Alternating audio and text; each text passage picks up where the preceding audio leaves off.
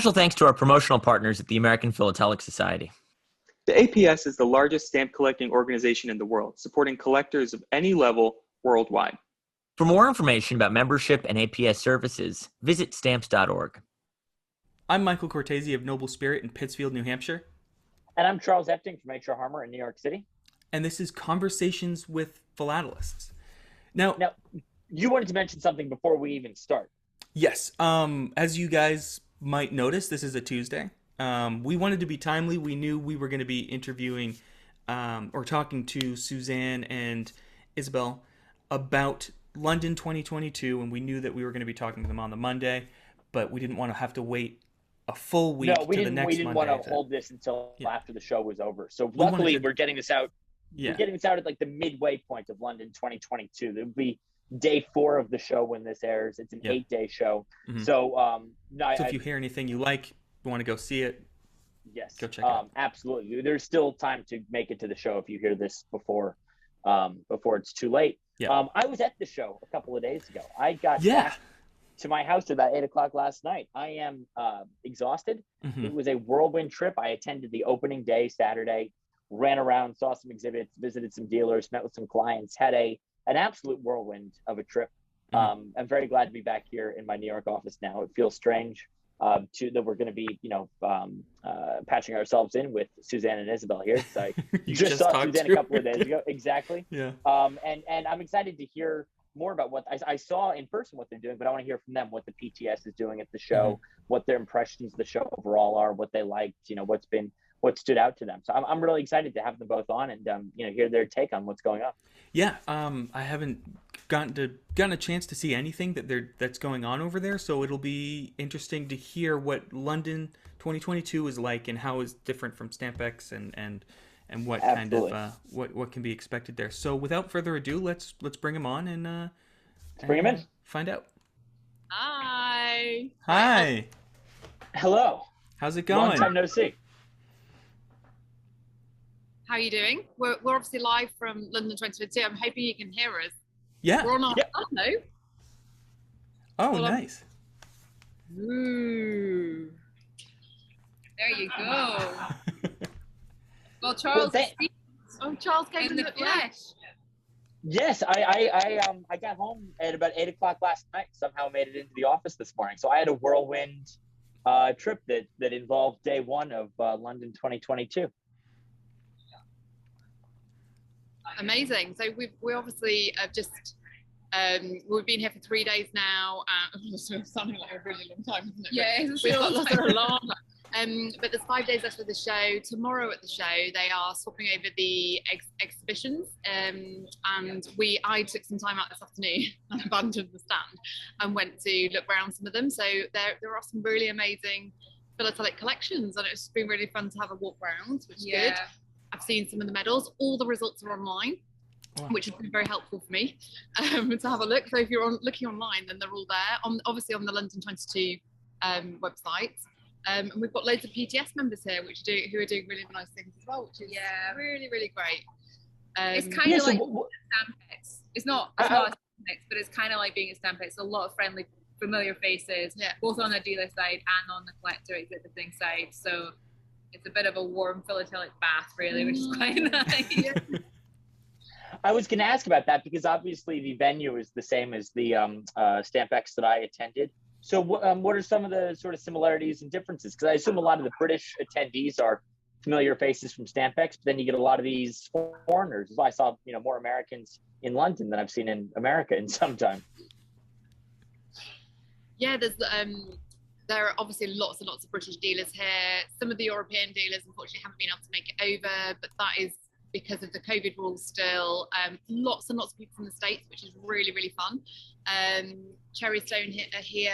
I've just had a chat with Joshua. They've got a really brilliant event on Thursday evening, which is going to be, I think, really fun. I think there's so many things happening. It's like absolutely, it's so exciting. So the Postal Museum are launching a book on Wednesday afternoon. When is Wednesday? 2 days away.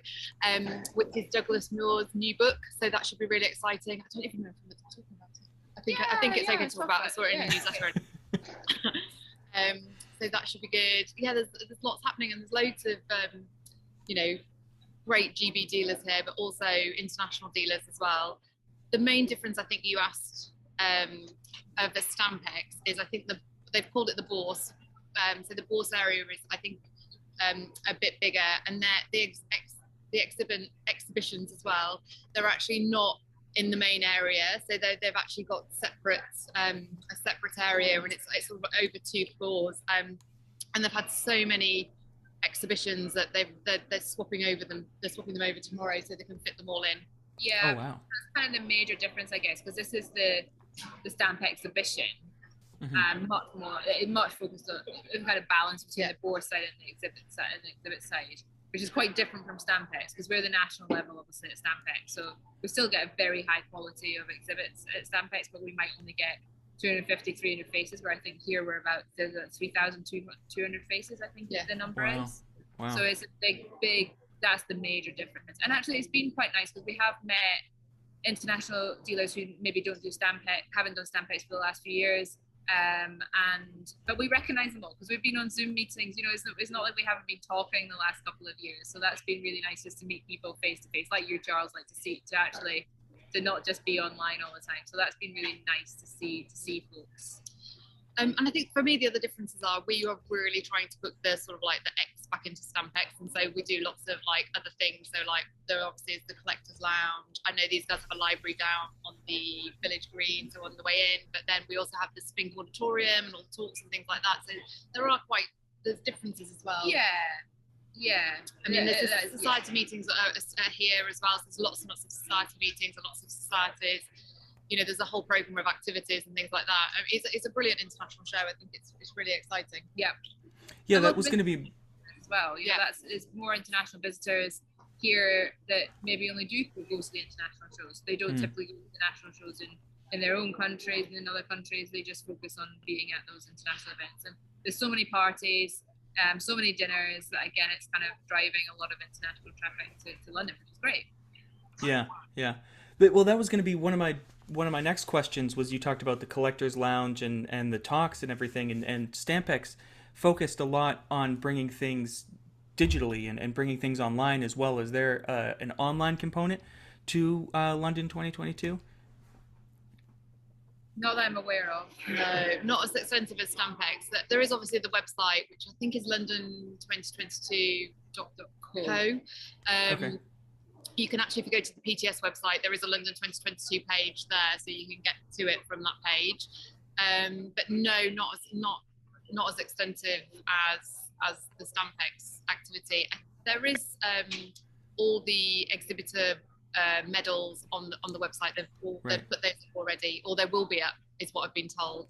But yeah, we're trying to do a little bit for our PTS members, a little bit more kind of photo, social media, little 1-minute snippets of our members chatting to people. So whilst it's not necessarily live, it's we're still trying to make sure that people who can't make it here to the show are getting a feel for our members, what they've got on offer and who they are as people. You just get that sense, don't you, with a bit more of a video content. So that's something we're trying to be doing over the next few days. I saw Charles's. It was great. I remember. Charles already been on there. Yeah, absolutely. It's so good. How has the foot traffic been? Because I flew in on Friday in the midst of an international news story with these winds and everything, and I know there's still some train disruptions and whatnot. But how has traffic been, over the first 3 days of the show? Yeah, there's still the storm and the wind is still causing a bit of havoc, I think, with traffic. I think some people have struggled to get here in time, and like we said, the COVID is still impacting people traveling, and so the footfall's certainly not it's not as busy maybe as that it would have been without all of those other factors. But it's a steady number of visitors. It's probably quite similar to Stampex. Yes, I think so. Yeah.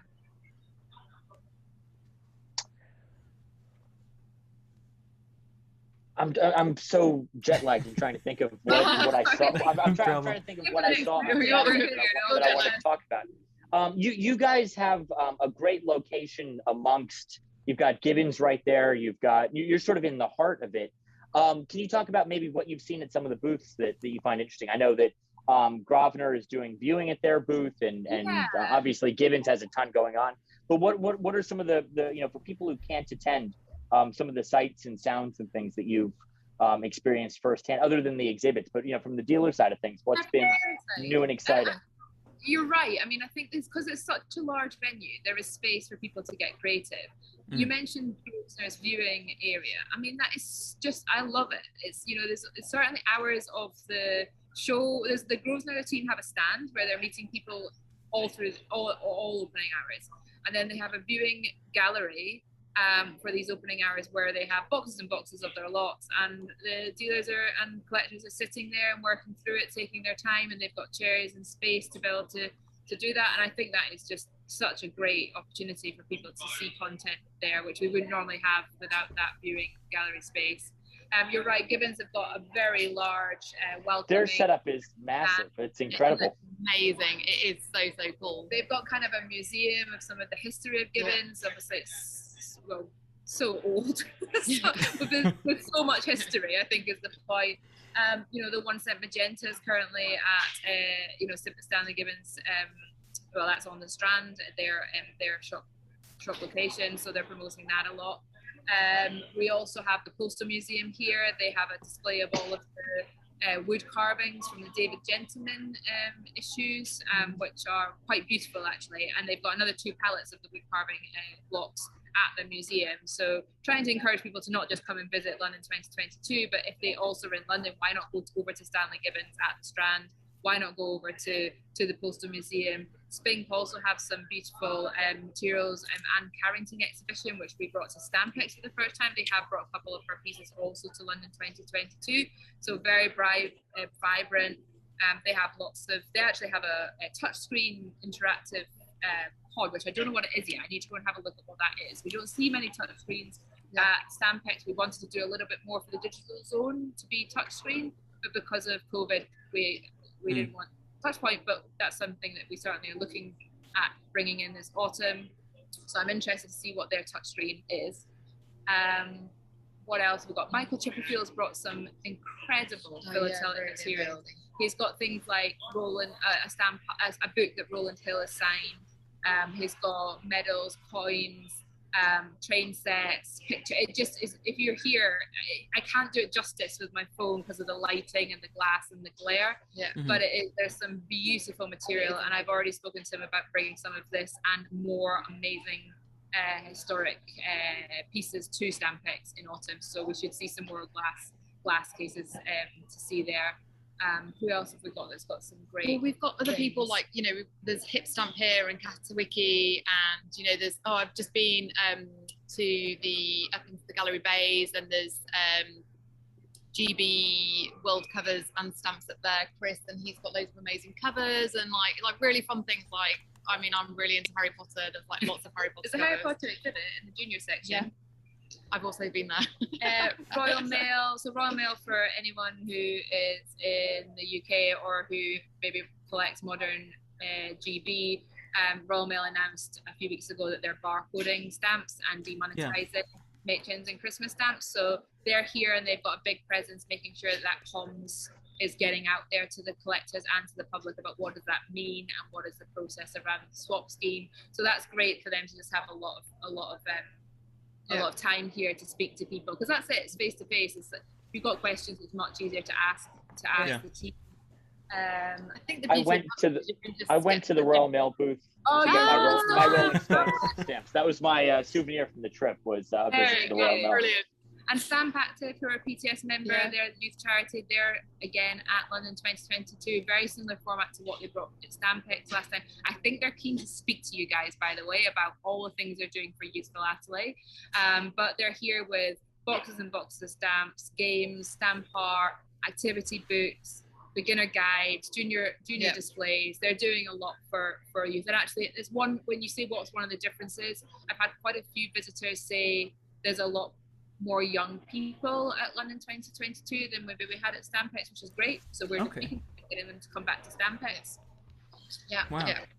Yeah. That's it.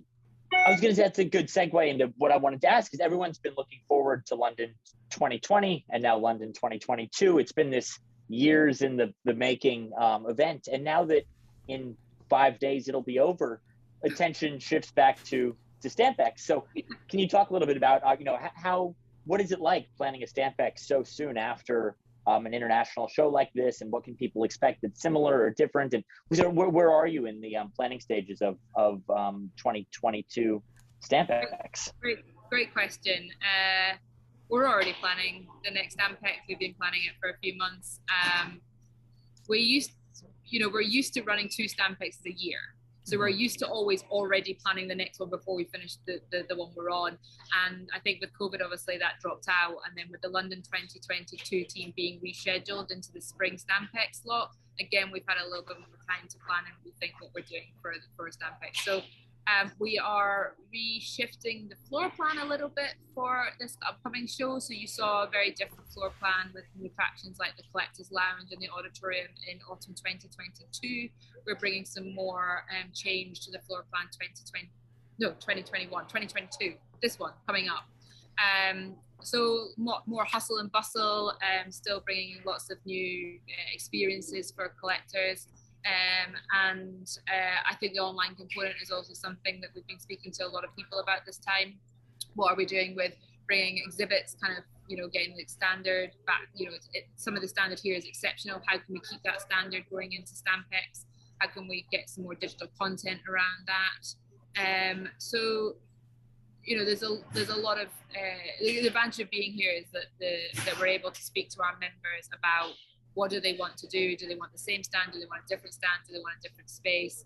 And there's certainly kind of 3 areas really, that I think will be different for the Stampex. The first is more of your tabletops and chairs type stamp dealers, so more kind of sitting down rather than standing in a stand and looking through boxes and taking time to consult with the PTS member.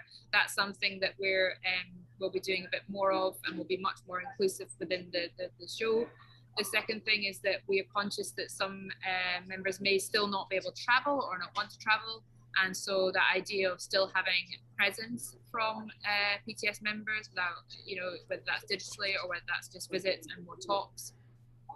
And then thirdly, I think we will see more creative spaces. So you saw what Spink did at the autumn 2021 show. You've seen what Stanley Gibbons has done for this London 2022 show, or if you haven't, it's very creative. It's cool. Go onto Instagram or Twitter, Facebook, whatever, and have a look at their content. I think we'll see some more creative spaces, which is just great for adding some more vibrancy and diversity to the show. Yeah, it sounds like a lot of people are kind of working together to branch out into and innovate in their own different ways, but then also brainstorm together. That's fantastic.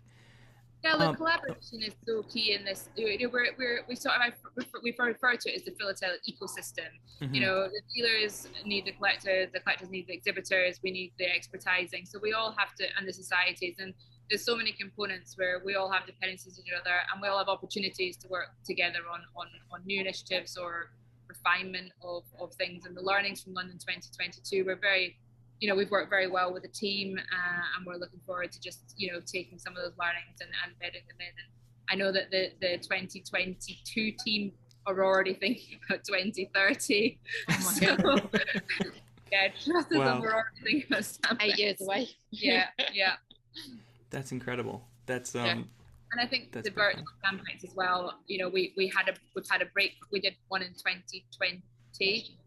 One in 2021. We're not doing one in 2022. It's just a bit of a busy schedule for us with the International and Stampex coming up, mm-hmm. and lots of other initiatives we're doing with our members. For 2023, that idea of being able to again open up the Stampex opportunities to wider audiences. The 8,000 people that attended virtual Stampex from over 100 countries. That's just an opportunity that we have to keep harnessing to make sure people see another entry into the hobby. Yeah, absolutely. Fantastic. But what are you guys doing at your booth? If people want to come say hi, can they sign up to be PTS members? Are you They can apply to become a PTS member. So if they're part of the trade, then they can definitely sign up to apply. We've also got the PTS Collector Handbook 2022 edition, which I forgot to grab a copy of while I was there. I realized that as I was leaving. You're a PTS member, I'll send you one. Thank you. And it's got loads of content in it, and puzzles, and the director listings at the back, so all our members are there. So yeah, it's really great. So this is on the stand. We have lots and lots of catalogs and information and things from different PTS members. So lots of people have sent us like exclusive discount codes. So like Empire Philatelists have 20% off. Joy of Stamps have a discount code here as well. There's lots of auction books. There's lots of things that people can come and pick up and get. That was something that I love, not to interrupt, but at a US stamp show, I feel like there's always just a table out front where people leave their brochures and their catalogs. And it's great that people have somewhere to go grab stuff, but it sometimes feels a bit chaotic that there's just this one lone table that's been loaded up with all. So the fact that you are sort of the conduit to get these promotional materials from dealer to collector, I think is great that there's a sort of centralized location. It just, has a bit more sense of order and a bit less chaotic. So I like that idea very much, and I think we can answer questions. And the other thing is that of course normally those brochure space tables, there's one over there. That's for stand holders only. But this is a PTS stand, so all of our PTS members, we've given the opportunity to all of our PTS members to have their material on the stand. So we have a member in the US who shipped some materials over. We've had, there's quite a few members who've been able to take advantage of what we're doing here, which is great. So that's celebrating the very best of all of our members. And then on Thursday, not on stand, but on Thursday, Suzanne and Simon are hosting a meet and greet. It's on our Instagram, it's on our social media channels, isn't it? Yeah. And on our PTS blog as well. I can't remember the time. I'm so sorry. 2 till 3 at the bar in the Hilton next to the Business Design Centre if anyone's around. It's just an opportunity to ask questions about the society. You mentioned about can someone join the PTS. We have had quite a few applications from people within the trade, whether they're dealers, auction houses, services to the philatelic trade. As long as their core business is philatelic, we're inviting people to apply to join, which is really exciting. So if people are thinking and want to learn a little bit more about the PTS, of course, we're always here. You can come and speak to us, but if you'd like to meet the chairman over a drink, then we have that opportunity on Thursday as well. Fantastic. I wish I was still in town for that. Well, excellent. Thank you guys so much. I know the show, does it close again at 6 o'clock today? Yeah. Are things winding down? Well, thank you for taking some time out to update us. And my day was too crazy to really get any content out of it for Michael and I. So this is nice to be able to connect and share this with everybody. And I hope the next 5 days go equally as well as they've been going. Yeah. So save the date. It's 28th of September to the 1st of October at the Business Design Centre in London. That is Stampex International, and it's going to be even bigger, even better, even more exciting. So be there. Wonderful. Thank you guys Michael so much. and I will both try to be. Yes. Oh, yeah. Amazing. Right. Enjoy the rest of your day, guys. Thanks so much. Thanks, you too. Thank you. Bye-bye. Bye now. Bye. Bye. Well, I'm very glad we were able to touch base. It was a bit surreal seeing the PTS booth, 48 hours after I was in the PTS booth. Sometimes you leave a show and you forget that it keeps going on. Life resumes at must feel like so London long ago. It does. It feels like an eternity ago, to be honest. I got to spend some time with Suzanne, and that was really fun to catch up with her in person. We've connected with her and Isobel so many times over Zoom over the last 2 years that it was weird seeing her in person like that. So I'm really glad we were able to catch up with them, and we'll just keep doing whatever we can to promote the upcoming Stampex later on this year. Hopefully, I'd really like to try to get out there. Absolutely. But no, Michael, this was awesome. We're gonna try and record another episode this week because you are off on vacation. So if people notice your absence from Twitter or something, it's because you are actually relaxing and not driving yourself crazy in the office for once, which I'm really happy about as a friend. But no, this was a lot of fun, Michael. And as always, people can find us Google, Spotify, Apple Podcasts, YouTube, flatterlypodcast.com, flatterlypodcast@gmail.com. Reach out to us. We're on Twitter. We're on Instagram. Those are kind of the two that I prefer. Well, those are the two that I prefer. Yeah, you're on Instagram. I don't think I have Anyway, and let's confuse everyone. I'm gonna put all the links in the links in show bio. notes. Yeah. Perfect. And we'll do this again real soon. Yeah. See you guys next time. This was fun. This was fun, Michael. I'll talk to you soon. All right. See you then.